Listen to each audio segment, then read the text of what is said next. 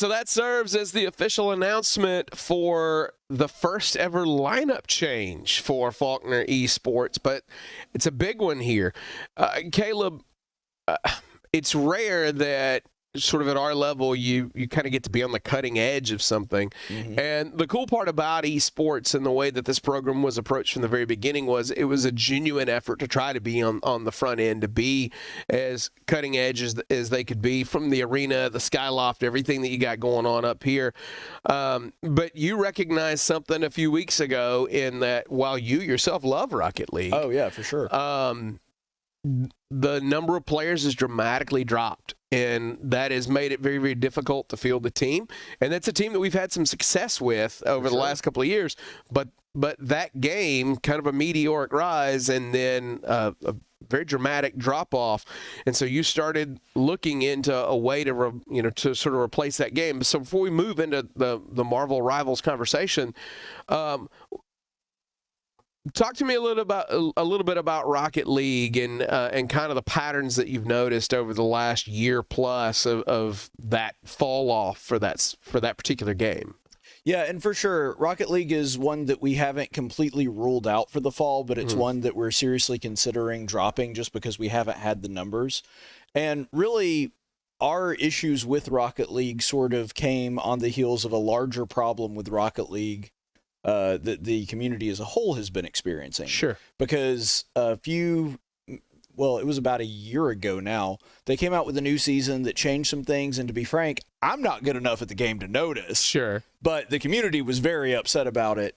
And because of that, understandably, you started to see a drop-off in player numbers. They lost, I believe it was like 30 to 35% of their player base in the span of a couple months, which, for a multiplayer game like this that's online, that's a disaster to lose that big a chunk of your player base in such a short amount of time.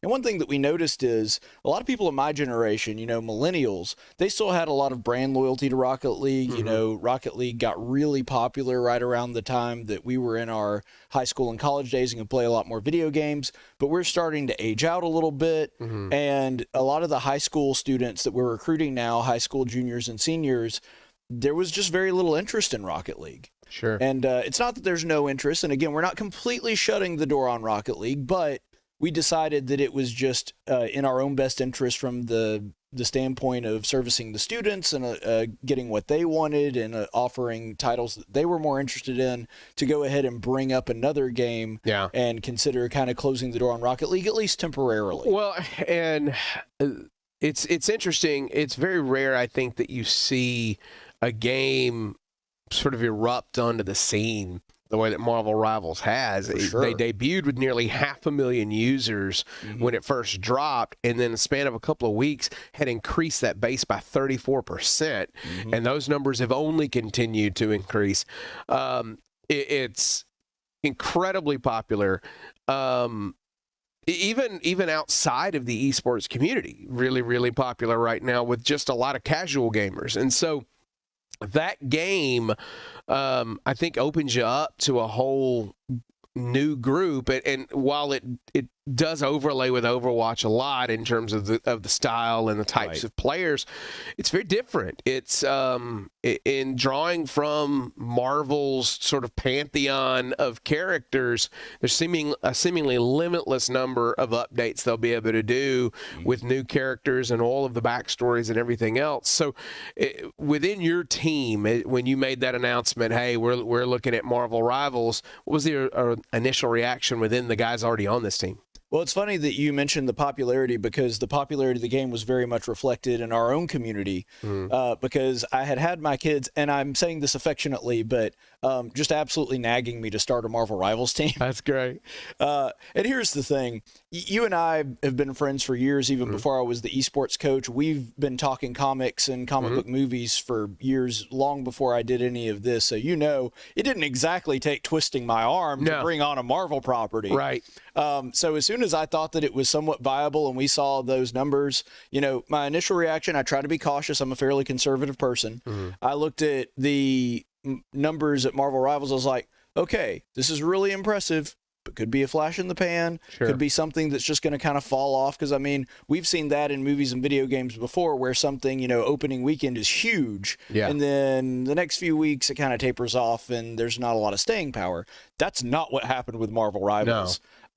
Just to give you some frame of reference for this, in the Marvel Rivals, like the Steam numbers and how many people are playing in the past 24 hours and looking at that overall since it came out around Thanksgiving, it is now the third highest average player base daily on Steam for first-person shooters. Wow. And when you look at number 1 and number 2, Counter-Strike is about 23 years old. PUBG is number 2, and it came out in 2018. So we're talking about games that have had a lot longer to build a player base, and Marvel's already punching way above its weight. Right. And the same thing happened in our team when I announced that was going to take place. Literally within the span of a few hours of me telling my team, because we kept it hush-hush because, of course, we're announcing it to the public here. Sure. But I talked to my team, and literally within hours of announcing that we were going to go ahead and do that, it was already the second largest esports team that we offer. Like, that's just how popular it is. Yeah, it's incredible, and I think it's only going to continue to skew upward. For sure. When you consider sort of where that's at,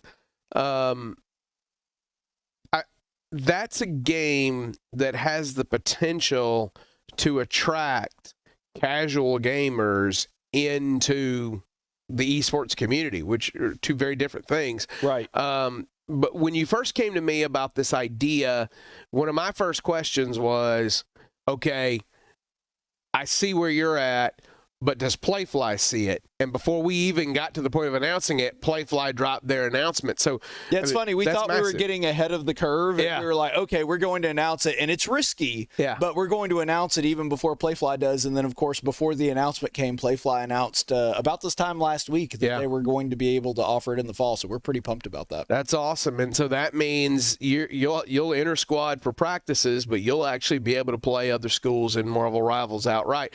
Now, let's talk about the mechanics of this. This is gonna have to be of necessity a large team because you got to play 6 people. Right. Largest team we offer. Yeah. So you got to play 6. It would be nice if you could field 2 or 3 Marvel Rivals teams and you had that many. So let's look at from that aspect. Let's talk about recruiting.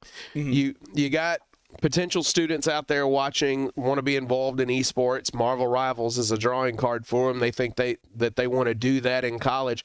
You know, what's the process for them look like?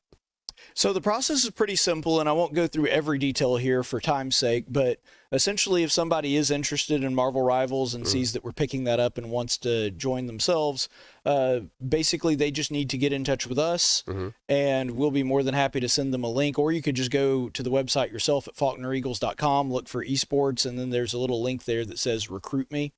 They'll go and take a survey. It takes maybe 10 minutes.